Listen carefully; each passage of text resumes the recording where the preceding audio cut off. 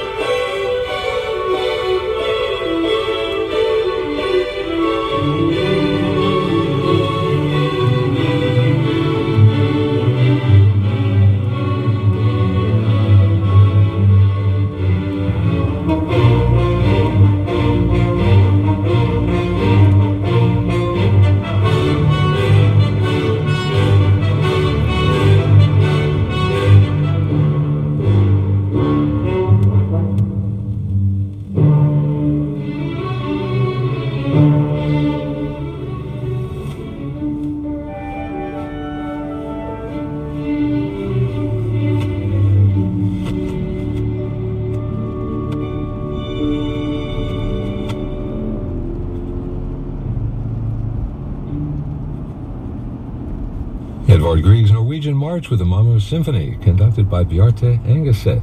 And we are one piece away from today's Arts Alive feature of special interest to cinema lovers. And on our way to the feature, double concerto by Vivaldi. Vivaldi wrote it for violin and cello. Julian Lloyd Webber arranged it for a pair of cellos so he could play it with his wife, Jocelyn Lloyd Webber.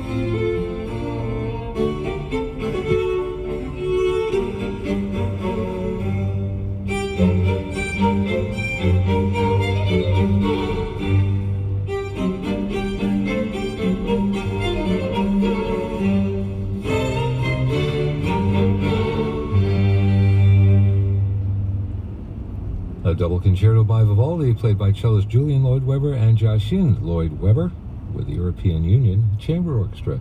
It is 16 before 9, time for today's Arts Alive feature. She's nominated for an Oscar for Best Adapted Screenplay. Her film is up for Best Picture. You may know her as the warm and funny millennial actress, but Greta Gerwig is actually one of the most exciting writer-directors in Hollywood today. And contributing reporter Tim Grieving talked to her about her new labor of love, Little Women.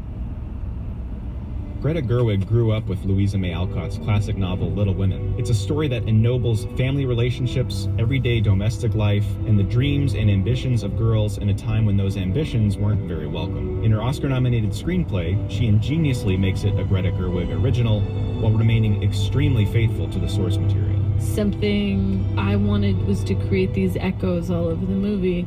Some of the echoes are really from the book, which I found all over the place between childhood and adulthood, which I thought were sort of amazing how much they spoke to each other. But one of them was, in childhood, Amy burns Joe's book, and in adulthood, Joe burns all of her own work, which I had completely forgotten until I read the book again. It's after Friedrich criticizes that kind of writing. She burns everything she wrote. And I was like, that's just such an extreme thing to do. It's like a potlatch. It's like a burning it to the ground. And in the novel, she burns it to the ground and then she doesn't start again. It says she stops up her inkstand. But, you know, I wanted it to be burnt to the ground so then she could build something new again. These echoes were something I was finding all over the book. So building them explicitly into the movie was something that felt like an extension of what was already there. It didn't feel like an invention by me. It felt like an extrapolation. One of the beautiful things about this movie is how it captures the sadness inherent in loving people. I told her in that way, it reminded me of another 2019 film, Terrence Malick's A Hidden Life. Terrence Malick is maybe one of the best who's ever captured that sense of those moments that go, but that we don't know when you die what you see, but I might look something like a Terrence Malick movie, like the little moments of life. And I think too, you know, that idea of of art being the way you save it. Like, you can't save your sister, but you can write it down. That's the best you can do. Or you can make a movie, or you can make a song. And I think that that's always been something I'm interested in, and I'm very honored to be in the same sentence as Terrence Malick. Little Women is in theaters now. Director Greta Gerwig is up for Best Adapted Screenplay and Best Picture at the 92nd Academy Awards, which will take place on Sunday, February 9th. For Arts Alive, I'm Tim Grieving.